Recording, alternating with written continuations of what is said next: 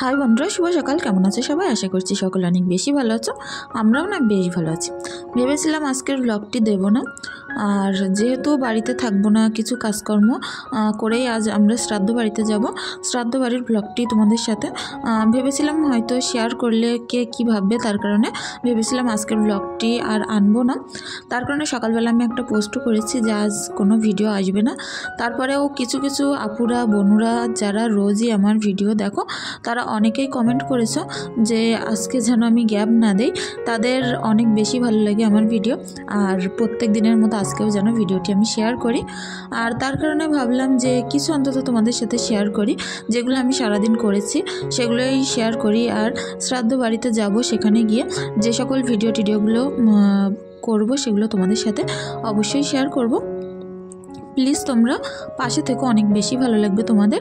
আর তার সাথে সাথে সারাদিন আমি যে সকল কাজকর্মগুলো করে থাকি, রোজকার রুটিন, যারা আমার নতুন ব্লগ দেখে থাকো তারা তো নিশ্চয়ই জানো যে কতটা বেশি কাজকর্ম আমাকে করতে হয়। এখন সকালবেলা তাড়াহুড়ো করে ঘরের কাজকর্মগুলো যা হোক করে বাইরের কাজকর্মগুলো আগে গুছিয়ে নিচ্ছি, ঘরেরগুলো একটুখানি বাদেই করব।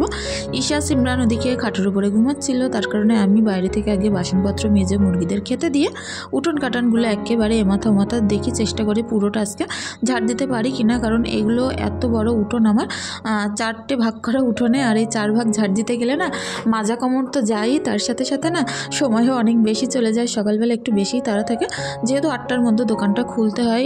যে কোনো জিনিসের একটা রুলস আছে, টাইম আছে, টাইম মেনটেন না করলে কিন্তু সব কাজে ব্যবসায় একটু সমস্যা হয়। তার কারণে 8টার ভিতরে না কোনো দিন পসিবল হয় না এতগুলো কাজকর্ম করে যাওয়ার জন্য। আর যাই হোক, এখন আমি চেষ্টা করব সবটা উঠোন ঝাড় দিয়ে তোমাদের সাথে শেয়ার করার জন্য।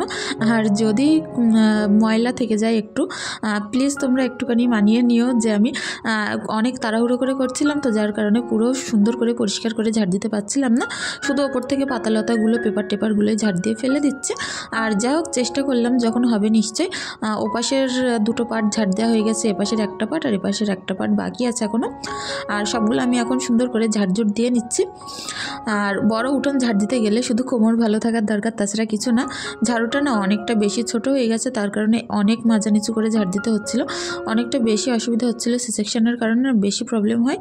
আর যা হোক, এপাশের উঠোন ঝাড় দিতে গিয়ে পুরোটা দিতে পারলাম না, কারণ কুলের কাটা ভর্তি করা আছে ওপাশে, আর ওদিকে গেলে কুলের কাটাগুলো সরাতে হবে। আর অতগুলো কুলের কাটা আমি তো একা পারবো না সরাতে, তার কারণে আর বেশিটা দিলাম না, আধা এপাশটা ঝাড় দিলাম। যা হোক, পুরো ঝাড়তে আমার কমপ্লিট হয়ে গেছে। ঝাড়ুটারুগুলো রেখে এখন আমি ঘরে এসে সমস্ত গাছগাছালিতে পানি দিয়ে নেবো। আর গাছগাছালি যে আমার এতটা বেশি ভালো লাগে কি বলবো, প্রত্যেকটা গাছে সকাল হলে একবার করে পানি দিয়ে নিতে হয়। সকালবেলা ঠান্ডার মধ্যে মিটি রোদ্রে ঘরবাড়িগুলো ঝাড়ঝুট এখনও পর্যন্ত দেয়নি, গাছে পানিগুলো দিয়েছে। আর তারপরে ডাইনিং টেবিলটা সুন্দর করে মুছে পরিষ্কার করে নিলাম। আর এখানে আমি যেহেতু এটো বাসনপত্র রাখি, সকাল হলে এটা আগে আমি পরিষ্কার করে মুছে দেই। আর সবসময় এটো কাটা একটু মানা বেশিই ভালো, আমি তো সেগুলো একটু চেষ্টা করি মানার জন্য। আর তারপরে যে বাসনপত্রগুলো মেজে নিয়ে এসেছিলাম সেগুলো এখন সুন্দর করে একে র্যাকের উপরে উপর করে দেবো। আমার র্যাকটা না বেশ খারাপ হয়ে গেছে পুরো, এর থেকে যে লোহাগুলো ঝরে পড়ে যাচ্ছিলো, আর পুরো থালা বাসন নোংরা হয়ে যাচ্ছে। যাই রাখছি তার উপরে ওপরের থেকে এই লোহাগুলো ঝরে পড়ে যাচ্ছে। কিছু তো রড মতোই সরু এরটা নিয়েই, যার কারণে আমি পেপার পেতে রেখেছি, তা নয় বাসনপত্রগুলো উপর করে দিলে না ভাঙা থাকার কারণে কিন্তু পড়ে যায়। যাই হোক, পরে একটা বাসনের র্যাক আমি কিনবো, আপাতত চলার মতো, কারণ আমার তো ভালো রান্নাঘর নেই যে দামি র্যাক কিনে এক্ষুনি নষ্ট করব। আর সেরকমভাবে আমার অতটা বেশি সামর্থ্য নেই যে বড় কোনো র্যাক কিনবো। অবশ্যই ছোটোখাটো একটা র্যাক কিনবো, তোমাদের সাথে শেয়ার করব। আর যাই হোক, এখন ঘরে এসে সমস্ত বিছনাপত্রগুলো আমি গুছিয়ে সুন্দর করে পরিষ্কার করে নিচ্ছি। আর প্রত্যেকটা কি বলবো কোনাকানি ঘরবাড়িগুলো ঝাড় দিতে গেলে অনেকটা বেশি লেট হয়ে যায়। দোকানে যাওয়ার টাইমে আমি ফাঁকি মেরে কাজ করে চলে যাই। আর এখন ঈশা অনেকটা জ্বালাতন করছিল সকালবেলা উঠে মেহেন্দি করবে বলে, ওর হাতেও যেমন তেমন করে একটুখানি মেহেন্দি পরিয়ে দিলাম। সিমরানকে বললাম সাইকেলগুলো বের করে নাও, বারান্দাটা ঝাড় দিতে পারছিলাম না, 2টো ঘর যেহেতু হয়ে গেছিলো, বারান্দাটাই বাকি ছিল। তারপরে সব ময়লা একসঙ্গে করে নিয়ে ঝাড় দিয়ে ফেলে দিচ্ছি। আর সিমরানের বললাম ব্যাগপত্রগুলো নিয়ে তোমার সাইকেলে নাও, কারণ ঈশাকে কোলে নিয়ে 2-3টে ব্যাগ নিয়ে না প্রচুর বেশি কষ্ট হয়। সারাদিন যেহেতু দোকানেই থাকা হয়, অনেকটা ব্যাগ হয়। দোকানে এসে দেখো মনে হচ্ছে যে আমরা কত জনম আমারই। চুলাটা আমি পরিষ্কার করি না, যাই হোক কাঠের দোকান পাশে, আর তা বাদে রাস্তার ধুলো, অনেক বড় গাড়ি যাওয়ার কারণে ধুলোবালিগুলো পুরো দোকানের মধ্যেও ঢুকে ভর্তি হয়ে যায়। আর অনেকটা বেশি আমার কষ্ট লাগে, খারাপও লাগে যে ধুলো মোছার সাথে সাথে আবারও ধুলো এগুলো ভর্তি হয়ে যাবে এক্ষুনি। আর আমার যেহেতু কিছু প্রবলেম থাকার কারণে এই ধুলে প্রচণ্ড পরিমাণে অসুবিধা হয়, আমার ধুলার অ্যালার্জি আছে, যার কারণে ধুলাগুলোর কারণে প্রচুর অসুবিধা হয়।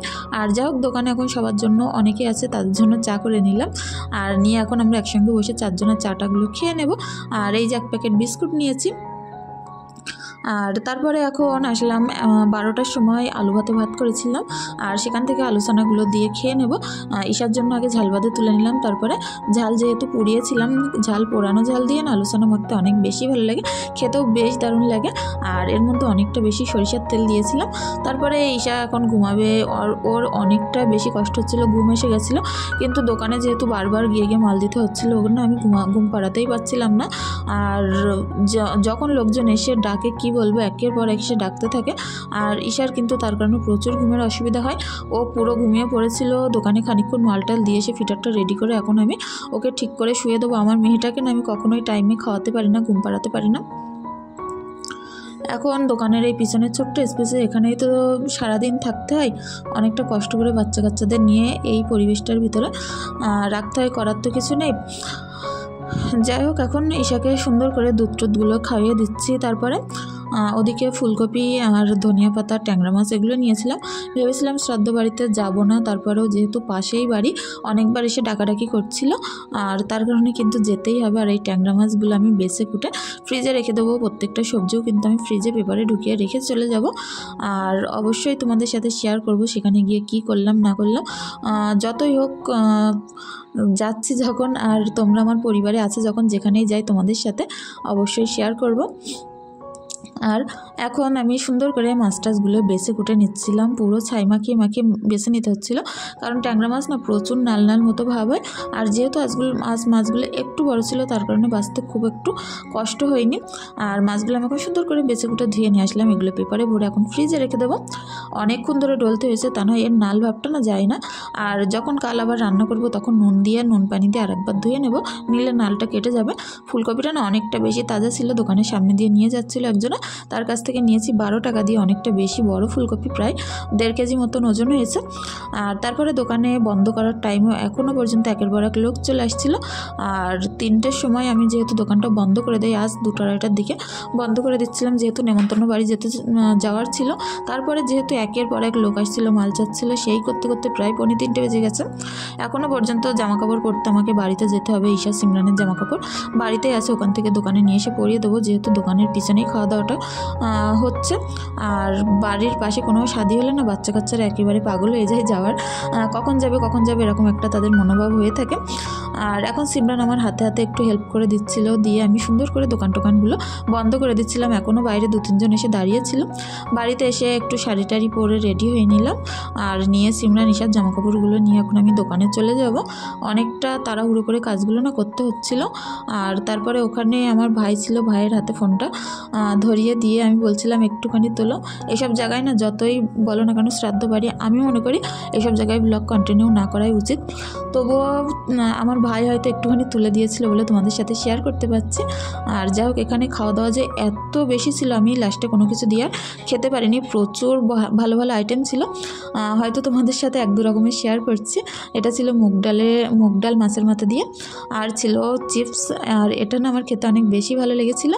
প্রত্যেকটা তরকারি, ইঁচড়, চিংড়ি মাছ, তারপরে অনেক রকম ছিল, আমার তখন প্রায় মনেই নেই। আর এটা ছিল পোস্ত দিয়ে মাছের ঝাল। আর যা হোক, খেয়ে দিয়ে অনেক বেশি কষ্ট হচ্ছিলো, হাঁটতে পারছিলাম না। আর এভাবে আমি এখন এসে দোকান খুলে নিলাম। খাওয়ার পরে না প্রচুর কষ্ট হয়। দোকান খুলে কখন যে সেই মাল দিতে সন্ধে হয়ে গেছে বুঝতেই পারিনি। সন্ধেবেলা এখনও পর্যন্ত টুকটাক লোক কিন্তু আসছিল। আমার পা দুটো যন্ত্রণায় পুরো ফেটে যাচ্ছিল। ঈশা তো ওরকম জিনিসপত্র বের করে নিচে ছড়িয়ে পুরো ভর্তি করে ফেলেছিল, সেগুলোও গোছাতে হবে। এইভাবে না একেবারে শরীরটা আরও ঝিমিয়ে পড়েছিল। আমার হাজব্যান্ড যেহেতু আজ বাড়িতে নেই এখনও পর্যন্ত, বাড়িতে আসলেই আমি দোকানে বসলে আমি চলে যাব। আর বাড়িতে এসে অবস্থাটা দেখো, সন্ধেবেলা আমার এই গ্রিনে না সাপ আটকে ছিল, ভাগ্যিস আমি অন্ধকারে হাত দেইনি, যে কোনো জিনিসটা আমি অন্ধকারে আগে গ্রিনেই হাত দিয়ে তারপরে তালাটা খুলি। এখন দেখো এই সাপটা অনেকটা বেশি বিষাক্ত ছিল।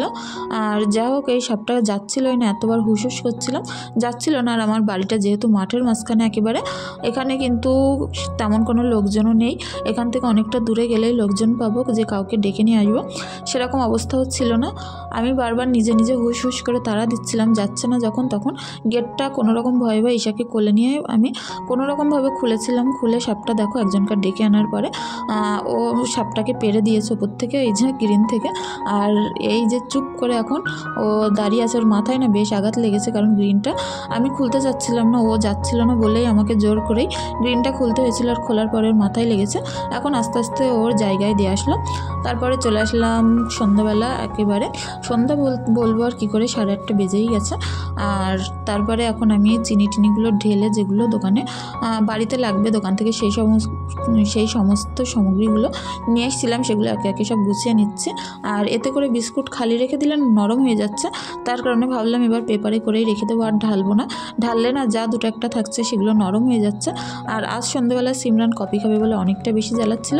আর কফিটা আমি দোকান থেকে নিয়ে এসেছিলামও, সেটা সে কীভাবে করে দেয় তোমাদের সাথে অবশ্যই শেয়ার করব। যাই হোক, এখন সুন্দর করে সব কিছু গুছিয়ে নিয়ে গামলায় একটু চিনি দিয়ে পানিটা ফুটিয়ে নিলাম। আর তারপরে মগের ভিতরে একটু আমুল দুধ দেবো, যেহেতু গরুর দুধটা আমি ভুলেই রেখে এসেছি, ফ্রিজে বোতলে করে রাখা ছিল দোকানে।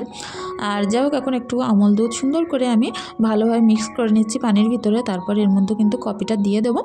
আগে ভালো করে দুধটা মিক্স করে নিলাম, তারপরে কফিটা দিলাম, দিয়ে এটা আবার অনেকক্ষণ ধরে মিক্স করে নেব। যত বেশি মিক্স করা হয় না কফি, ততটাই বেশি খেতে ভালো হয়। আর যাই হোক, এখন অনেকক্ষণ ধরে মিক্স করার পরে এতে না একটা সুবিধা আছে, এই যে এতে হাত ব্যথা করে না। চামচে যেরকম ঘুরতে গেলে অনেক বেশি হাত ব্যথা করে। আর এখন আমার কফিটা বেশ ফ্লাফি ভাব এসে গেছিলো। তারপরে আমি সুন্দর করে এখন কাপের মধ্যে ঢেলে নিচ্ছি, নিয়ে আমরা একসঙ্গে বসে একটু খেয়ে নেব। এখনও পর্যন্ত যে শাদি বাড়ির থেকে আসার পরে শ্রাদ্ধ বাড়ির থেকে আসলাম, এখনও পর্যন্ত শাড়িগুলো খুলতে পারিনি। একের পর এক কাজ করে যাচ্ছি। আর শাড়িটা ভাবছিলাম অনেকটা বেশি ঠান্ডা লাগছিল, একটুখানি বাদেই খুলবো, চাটাগুলো আগে খেয়ে নিই। তার মধ্যেও ঈশার খিদে পেয়ে গেছিলো, আর কফিটা এক্ষুনি খেতে পারলাম না। আগে ঈশার ফিটারগুলো ধুয়ে দুধ ভরে নিয়ে একটু খাওয়াবো, তারপরে আমরা খেতে বসবো। আর যাই হোক, কফিটা ওদিকে ঠান্ডা হয়ে যাওয়ারও একটু ভয় আছে, তাড়াহুড়ো করে কাজগুলো করছিলাম। তারপরে ঈশাকে নিয়ে কোলের থেকে মোটে নামছিল না, সুন্দর করে কফি টফিগুলো এনে আমরা এখন খেয়ে নেব। যাক বন্ধুরা, আজকের ভিডিওটিও তোমরা যে যেখান থেকে দেখছো, প্লিজ তোমাদের কাছে একটি অনুরোধ রইল, প্লিজ চ্যানেলটি সাবস্ক্রাইব করে পাশে থেকো।